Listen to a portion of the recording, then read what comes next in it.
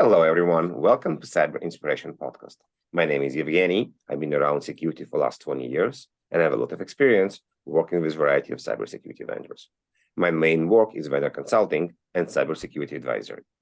As part of my passion in technology and cyber, I always intrigued to learn how company starts.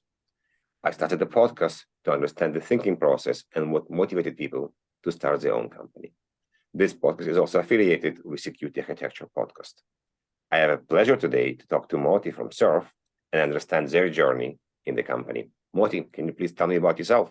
Hello, Evgeny. Thank you for hosting me. It's a pleasure to be here and be part of your podcast. My name is Moty Yaakov.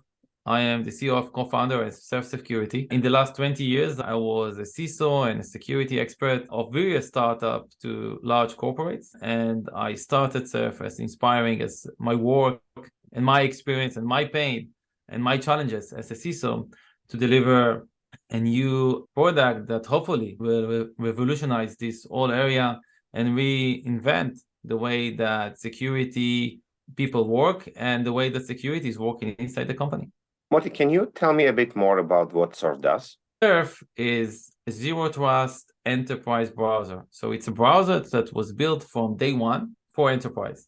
That means that if you look today on the biggest players in the consumer browser, what they built is a browser that what they think, especially done, is tracking you in order to give you a very targeted ads. And enterprise user is an area that they probably neglect. So they don't thinking when they are designing any feature, how the enterprise user that now need to do forensics or now need to access banking system or now need to access his resources in the company will behave. So we built Surf from the beginning in order to bring the same experience that users have on the Chrome or Microsoft Edge, and we built it based on Chromium. So what we did, and this is what the beauty of Surf, we created a secure endpoint environment for both bring your own PC and also for managed services. So it can work in both ways.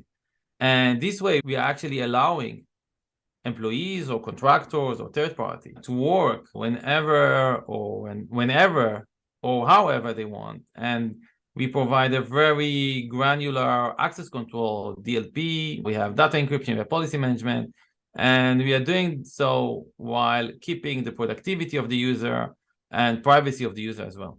Thank you. Very good explanation. You guys are a relatively new company. What happened, a year ago, 2 years ago, that drove you to understand you want to create such company? Me and Ziv were working together in our previous company that was acquired in 2018 by CME Group. And we were always thinking about how we can actually leverage our knowledge and the tools that we were using and the knowledge that we had in Chromium open source and to use it in order to deliver a security solution. And when we saw that there is a wide margin of the user that all the day, the only thing that they are using in the computer is the browser, we were thinking if browser is the most used app, even more than the operating system, even more than which device they are using, the first thing that people are doing, for example, when they get a Windows machine, they go to Microsoft Edge and they download Google Chrome because they want to have the bookmark, they want to have the same experience, they want to have the same UX UI that they get used to. So we were feeling that because we already built a product that was based on Chromium there, we were thinking what will happen if we instead of building security solution that will see like another app on the machine or like an agent, we will actually write into the code of the browser. That means that we can create inside the browser sub-processes between major component and major processes and engines inside Chromium, which are used in every browser. And we can actually put there some kind of screening so we can control the ingress and the egress of everything that happens in the browser. So think about this like an idea that we can control every aspect of the browser.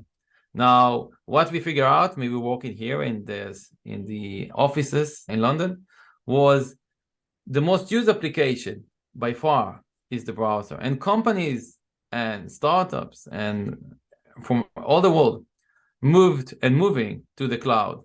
They wanted to be agile, and they wanted to save cost. So creating an infrastructure for production or SaaS service, it's much, much easier than building it in-house and on-prem.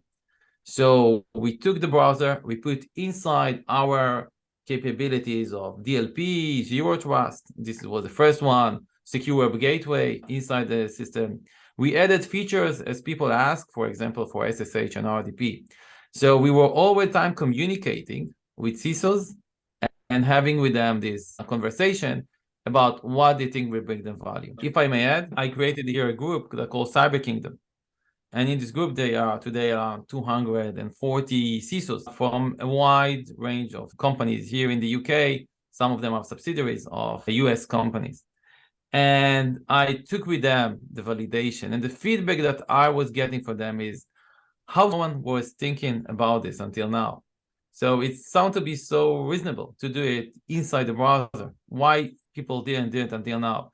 So we took all this consideration into place. We took many fast retweet that just now been released. And we decided that we will build a new whole browser because that's the only way to build it. You actually stole my next question. I wanted to ask, how did you validate the solution? And it looks like you already did it. So what's next? You had an idea, you went to validate it with the people. Did you went to build it or you went to raise money? The first thing we wanted to get after we had the validation is to build a team. And we were thinking to hire people that had the experience and expertise in the area that we had. And I'm so happy that we had an ex-colleagues and peers that joined for us and volunteered in the first few months and coded together with the first versions and the MVPs, so we can actually try to see what value it creates to the end users and what kind of challenges we might have on the way, and also check the capabilities. So the first thing was to hire the right people and to hire people that come and join you because they feel very aligned with the vision that we are actually with this tool. We are not creating a one-trick pony. It's not one feature. It's a whole platform that on top of it, now we have capabilities, for example, of DLP or zero trust access or multi-factor authentication. Added recently just an RDP and SSH directly from the browser. And we are now adding also tools that for CIOs and IT teams, like we can check the CPU on the machine on each one of the threads and the core. We can check for memory. We can detect problems. And so we can allow people to be proactive when they are working, interacting with people that access to the company resources. Interesting. So you just mentioned about a lot of different features that usually not exist in a traditional browser. And I'm wondering, is this something you guys came up or the customer requested such ideas and such solutions and you guys listened to the customer and went with this? So every customer is a new use case. And that's the thing that we like to say. Every customer have his own vision because first they are feeling very enlightened. Oh, that's something that it sounds really interesting. Like how nobody were building this or why we can do it with existing Chrome. And then they are coming with their own requirements. And every company have their own. For example, we have one of the banks that we work with. They have a certificate on each machine. So they want to validate this certificate before the user is even able to authenticate or to access his phone. We have another company that for them, the access control. So user can access to specific links and URL. It's important. One of the things that we put in the first place was whatever we are going to do, we are not going to limit ourselves to specific apps. So there will be no configuration going just for a specific SaaS application. Everything we are going to build is going to be based on a URL. So every application that exists today and will exist in the future, we can give all our set of features based on just the URL. For example, one of the most common tools that we have is the MFA transaction. So that means that you can now define for a specific URL inside your SaaS or inside your on-prem or for any URL that when someone is approaching this URL and everything afterwards, it will pop up an MFA that they are now using. It can be from Okta, it can be any other IDP, and then it will ask the user to re-authenticate and put the credentials again. Thank you. In many cases, and it's more like a business question, when you go to a customer, customers may like your solution, but say, oh, I wish you had this feature, and then I will buy you. And I'm wondering, as a business person, what would you do? You tell the customer, Mr. Customers, buy the solution, we develop it for you, or you develop it as part of the POC? So we generally develop it as part of the POC. Again, we have people that are experts in cybersecurity, but also experts in building inside core. And today, if this use case, this feature that they are requesting is aligned with our product market fit, yes, why not? We can develop it and we can shift it. Why, yes. Maybe what if they're not going to buy the solution? If it doesn't meet our product market fit, so probably, no. So we will not go for it. I understand. But I'm asking more about why would you create it if the customer not going to buy it? So would the customer commit to buy your solution if you create this feature, for example? So I less care if the customer in the end will pay. That's what, maybe it sounds ridiculous, but more important for me is to get customer feedback. Okay. At that stage that I am in. So I am less worried regarding my ARR or my revenue. I am more important for me that the value that I'm creating for the company that is now using me, and that people in the IT and people that are developers and in any course, everyone that you serve on a daily basis will enjoy it and will understand the value that it creates for them. We received several days ago from a CISO of one of the companies we work in. He said, "Thank you for making my life much easier." When we added the bookmark importing function, and that was a requirement by a client, and we had it in another client another customer that installed it, the person was like, "Wow, I can see all my bookmark." And then the company itself said, "Hey, maybe instead of sending email now to everyone, hey, we changed this link from ABC to this link of the wiki or the Jira.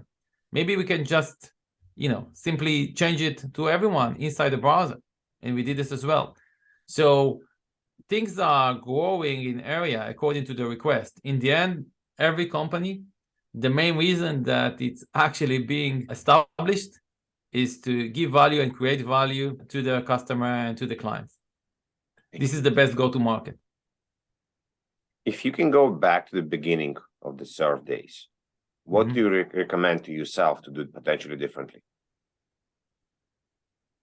I think we invested a lot of time in market validation before we started. So I think that we will use less time and we just go ahead. If we were converting everyone that we were speaking in the validation about the idea, if we will convert them into some kind of POC, that's also a good tip that I can give to entrepreneurs, that they should keep this kind of channel between them and the potential client very open and warm. Yeah. I'm going to switch to what I call the dark side, where you tell stuff that didn't work as you expected. What can you share that really didn't work for you? Or you're like, oh my God, why do I even start this company? I should do something else. So of course, when you're meeting I think that one thing that is when meeting with investors. So you need to explain your idea, and then they're seeing the marketplace, they're seeing other players, and then sometimes it's totally different from what you're building and what is unique in what you're building. And again, you have some, you get rejections from investors in the market that just called you a day before, "Hey, I want to give you a check, I want you to invest," and then you get a very cold shoulder for them. So I think that that's something that exists inside our economy, inside our ecosystems, things that I would skip. If I could go and work directly with the selection of number of VCs that I had, we received several VCs. Some of the VCs we were thinking that will not fit us. And some of them we were thinking how our board will look like. So I think that in the end, we decided that we will focus about people that will bring us value, and people that it's good to have in our board, and people that we feel that there is a chemistry between me and Ziv and them. And I think that we selected very wide, the right people that also help and contribute to the company and its development. Nice, makes sense. Awesome. Is there anything else you want to add? No, I am good. Thank you very much for having me, Evgeny. It was a pleasure to speak with you. Thank you, Moty, for sharing your story. For everybody that's listening, please continue listening and sharing and leave us comments. Thank you very much, everyone.